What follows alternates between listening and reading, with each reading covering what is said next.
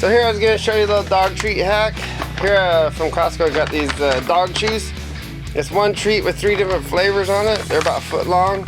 They're kind of large for the smaller dogs.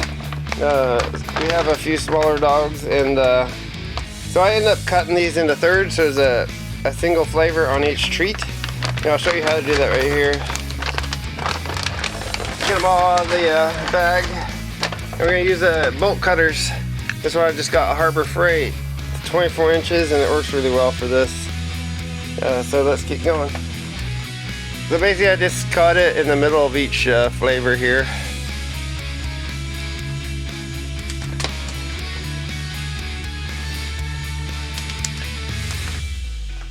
And just go along and do that for each one.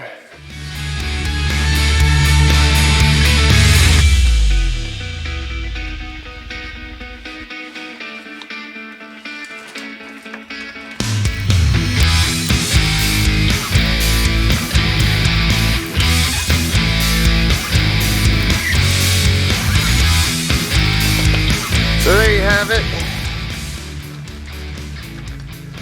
All the treats chopped up into thirds. Just throw them back in the bag.